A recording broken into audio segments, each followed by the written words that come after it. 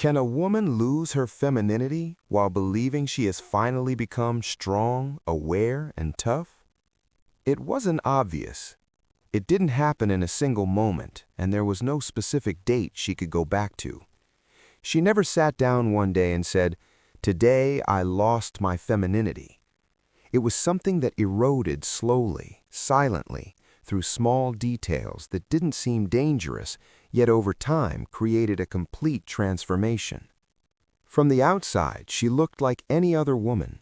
She walked with steadiness, spoke with confidence, knew what she wanted and what she didn't want. But inside her, there was a constant tension, a lingering unease that never faded, a vigilance that never slept, as if she were always bracing for something bad, even in the calmest moments. Femininity does not live in such a place. Femininity needs inner safety, and safety cannot be born in a soul that is always standing in defense mode. At first, she was only trying to protect herself. She said, "I learned from experience." She said, "I'm not naive anymore." She said, "Kindness hurts." With every painful experience, she added a new layer around her heart, a layer called reason, a layer called caution, a layer of subtle hardness. She didn't notice that the more the heart is confined, the more it loses its softness. She no longer received words as they were, but searched for the hidden intention behind them. She no longer heard compliments, but asked herself, "Why did he say that?" She no longer enjoyed closeness, but prepared herself for the coming disappointment. And so, she transformed from a woman who lived the moment into a woman who observed it. Her speech began to change. It became faster, sharper, less warm, filled with explanations, justifications, excessive clarification, as if she were always afraid of being misunderstood, as if she were standing in an invisible courtroom defending herself before judges who did not exist. And a woman who explains herself too much is a woman who does not feel safe. Femininity does not explain itself. It exists, and its presence is understood without effort. But she no longer felt that. She began to feel that if she didn't speak, she would be ignored. If she didn't clarify, she would be wronged. If she didn't raise her voice a little, she would not be heard. With time, it wasn't just her voice that rose, but her entire energy. Tense energy cannot be feminine, because femininity is an inner relaxation, a quiet confidence, a feeling that life is not against you. Then came a more dangerous phase, the phase of reactions. Words hurt her quickly, looks disturbed her, silence unsettled her, delays worried her, neglect, even when unintentional, shook her deeply. She no longer felt and then fought, but felt and then reacted.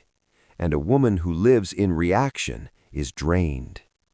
She used to say, "I'm honest," but honesty was sometimes harshness. She said, "I'm real," but reality was sometimes reckless impulsiveness. She didn't notice that femininity is neither impulsiveness nor suppression, but calm awareness of the moment. Then her boundaries began to erode. At first she said, "It's okay." Then, "I'll let it pass." Then, "For his sake." Then, "I don't want to upset him." She gave more than she could bear, silenced more than she should, and overlooked things that deep down wounded her dignity. A woman who does not protect her boundaries does not remain soft. She hardens from the inside. Because pain that is not expressed turns into anger, and suppressed anger changes one's energy. She began to feel tired without knowing why. Everything in her life was fine, yet she wasn't. She smiled, but the smile was heavy. She laughed, but the laugh was brief. She loved, but love became exhausting. And here, need appeared.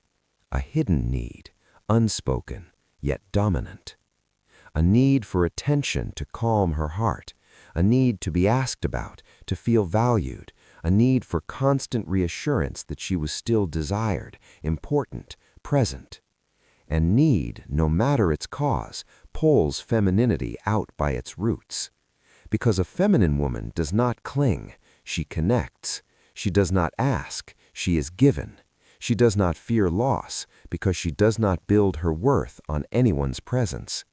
But she was building herself on others' reactions without realizing it.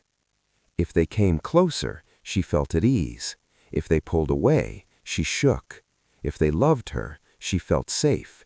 If they changed, she doubted herself.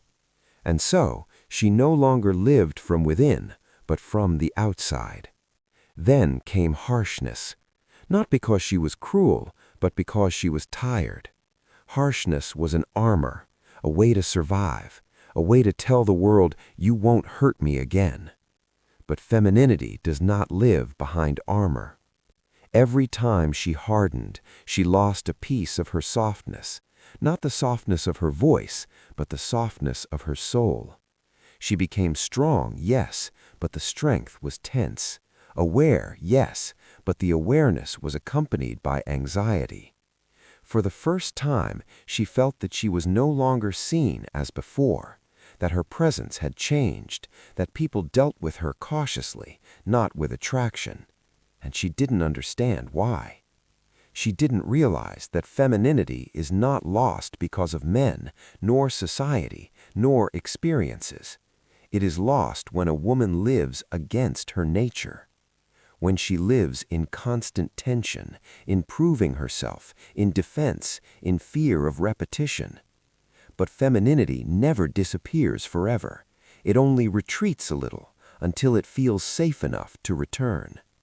It returns when a woman calms within, when she stops over-explaining, when she respects her boundaries without guilt, when she understands that strength does not mean cruelty, that awareness does not mean constant suspicion, and that softness is not weakness.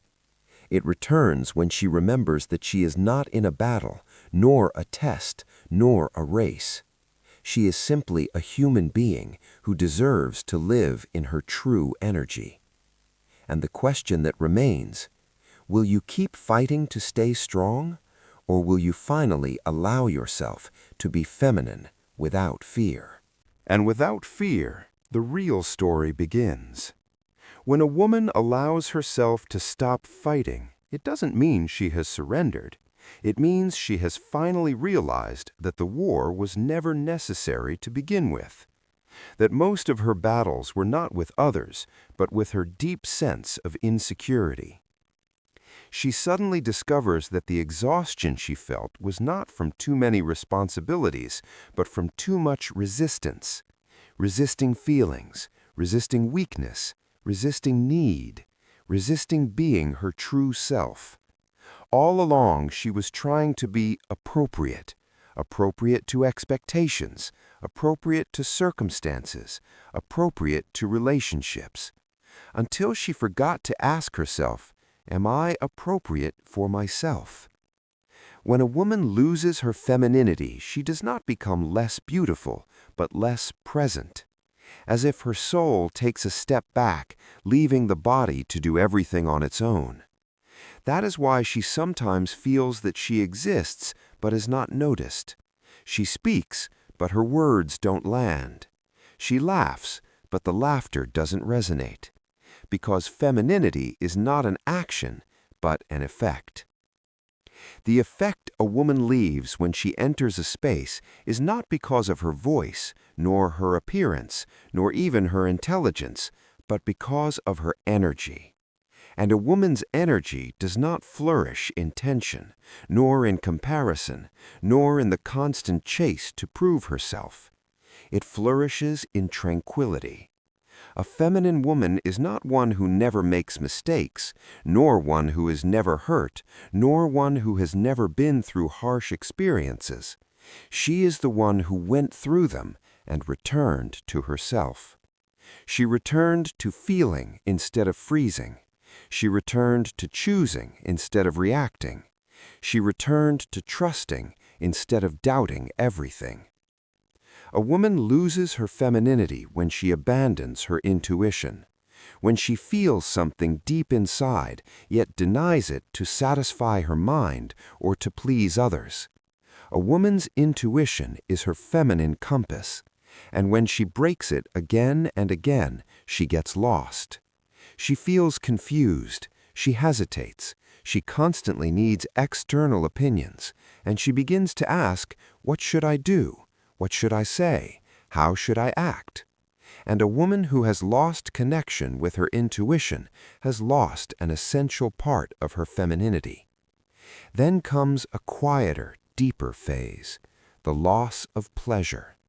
Life becomes duties, relationships become effort, love becomes anxiety, attention becomes a test. She no longer enjoys, she analyzes. She no longer lives, she observes. Even beautiful moments are lived in fear of their ending. And fear slowly kills femininity, because femininity is surrender. Trust that the moment is enough and that what is meant to come will come. But she was always in the future, afraid of what might happen, preparing for what might hurt, calculating every step, until she became exhausted, without a clear reason. And when a woman is exhausted on the inside, she begins to lose her softness unintentionally.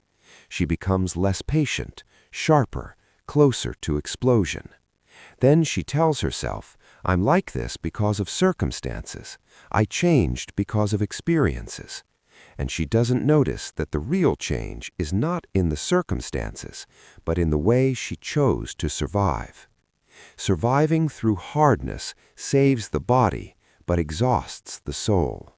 And a tired soul does not radiate femininity. But the turning point always comes, a moment of silence, a moment of awareness, a moment when a woman honestly asks herself, why am I not at ease? Why has everything become heavy? Why do I feel distant from myself? And in that question, the return begins. Return does not mean becoming weak, nor giving up, nor living without awareness. Return means to pause before responding, to feel before deciding, to respect her boundaries without explanation, to trust her intuition without justification. It means understanding that femininity is not a performance, but a state of honesty with oneself. And when a woman returns to this state, everything changes without effort. Her words become calmer, yet more impactful. Her gaze deeper, yet less needy. Her presence lighter, yet clearer. She no longer needs to prove, nor to chase, nor to tense herself. She becomes who she truly is. And a woman who is who she truly is cannot be ignored.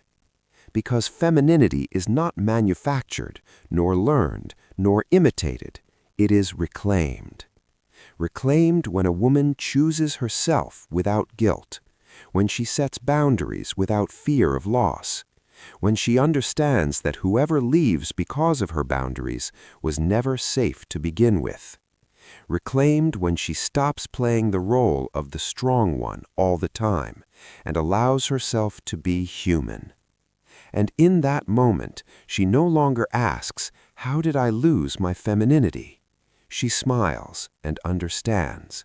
She never lost it at all. She was only a little distant from it. And the final question that changes everything. Will you keep perfecting survival, or will you finally choose to live in your full femininity?